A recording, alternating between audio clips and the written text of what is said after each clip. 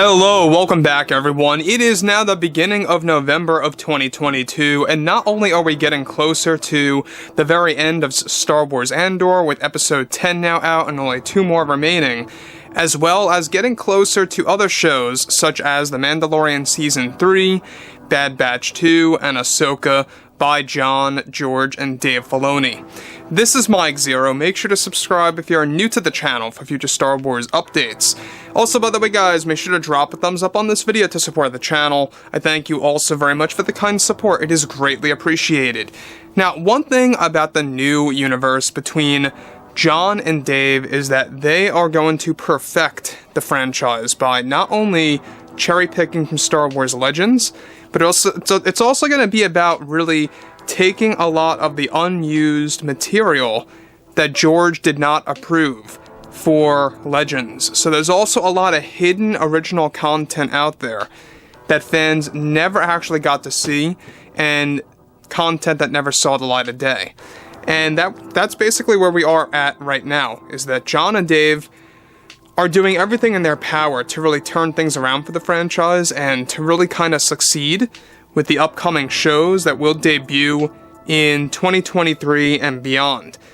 Now that brings us to the next thing here. Everything related to Disney Star Wars and how Lucasfilm is beginning to change drastically, all thanks to the Disney executives, Jon and Dave, and how that's all going to turn into something completely new, must I add. However, on top of all of this, we do know that a couple of months ago, Jon and Dave got these big-time promotions over at Lucasfilm by Disney themselves, and it was never 100% put into full effect just yet, and what has recently been happening is changing the course of Lucasfilm. So, with many new Star Wars TV shows currently in the works between Favreau and Filoni, other creators are getting hired by Lucasfilm to take care of the franchise. Now, it's noted that currently Favreau and Filoni are actively developing their new Star Wars plan as of right now.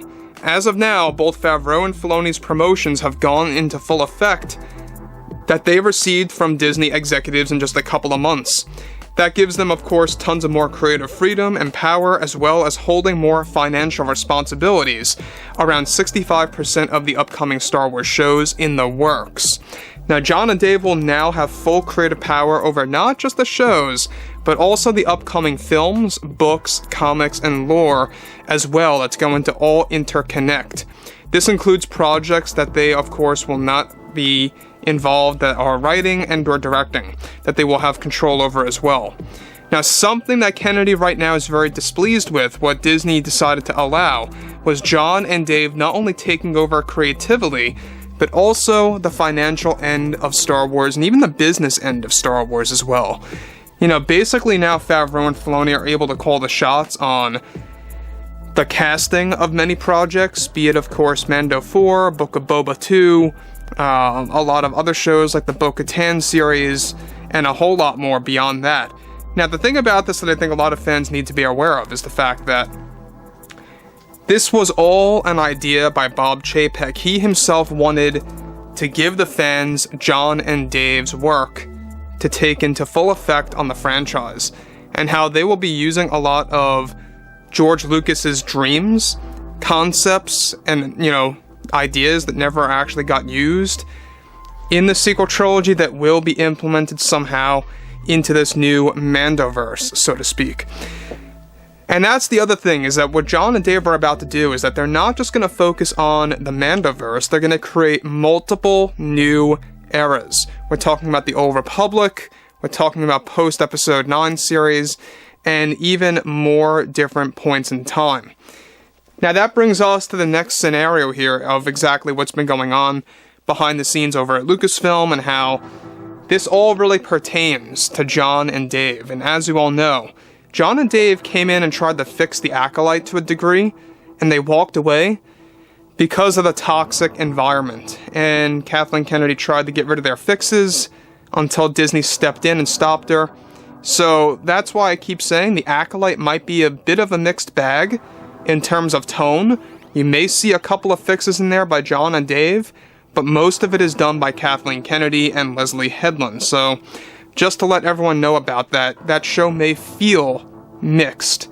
So on top of this, many Lucasfilm employees are getting swapped out with other new ones for upcoming projects to ensure that Jon and Dave only hire passionate Star Wars fans and creators that know the franchise.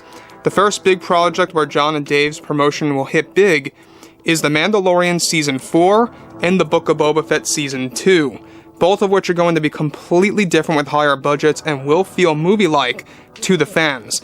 This is just beginning to start now, and Jon and Dave are already calling the shots on the financial end of Star Wars for the fandom. Now, the other thing that we talked about a couple of weeks ago is that, yes, there is going to be a Kenobi Season 2, just not the way that fans would imagine. It's going to be treated as a reboot, or as a soft reboot, I should be more specific, where it's not going to be called Season 2, and it's not even going to be called Obi-Wan Kenobi. It's going to have the name Kenobi in there. It's going to have a brand new title. It's going to take place after Season 1, but they're not going to reference the events of Season 1 directly. Hence the soft reboot, right? So they're kind of, mixing their cards up, trying to do something different, and playing a new game here to win back the fans. And at the end of the day, guys, I mean, when you look at Star Wars as a whole, they're at a very crucial point in time right now.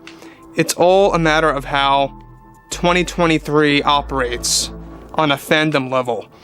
If Mando Season 3 proves to be worthy and exciting to fans, that's good on Jon and Dave. Same exact thing goes as follows for Bad Batch 2 and Ahsoka. Those two prove worthy, then they have a consistent flow of Star Wars TV shows that are going to be successful. And we already know that Ahsoka is going to actually spawn an Ezra Bridger series. We already talked about this, of how that's also moving forward. So Jon and Dave are really beginning to focus on Mandalorian, Jedi, and Sith-oriented content, that mythology, if you will, to kind of really reel the fans back in. So, on top of this, what Kathleen Kennedy is trying to do with the Acolyte and Skeleton Crew is by just completely disregarding George Lucas's inspiration, or George Lucas's philosophy, or his creativity with Star Wars. She wants nothing to do with his vision. And she herself said this about 2 weeks ago, that those two projects, it's all about detaching and unhooking the burden of George Lucas's imprint on the actual shows. And she wants nothing to do with that. She wants nothing to do with him. And it just goes to show you that, there is a lot of back and forth happening over at Lucasfilm. There really is. So these promotions that Jon and Dave got that have now been finalized, because it is November now, which is great, which is where a lot of things are going into full effect for Lucasfilm, provided by Disney, we're going to see a lot of change. I guarantee it in 2023 with Ahsoka, with Mando Season 3. Mind you, Mando Season 3 will be a little bit less heavy on the cameos. That's all going to be big for the Mandalorian Season 4, with huge cameos with Luke and others out there like Thrawn, Ezra Bridger, you name it. Because Mando 4 is going to have big connections to the Ahsoka series, except it's going to have a time jump, so that's another thing to be excited for. Anyways, guys, drop a comment below. Let me know what you guys have to say about all of this below in the comments, and if you guys did enjoy the content for today, make sure to drop a thumbs up on this video to support the channel. I thank you all so very much for the kind support, and I'll catch you guys next time.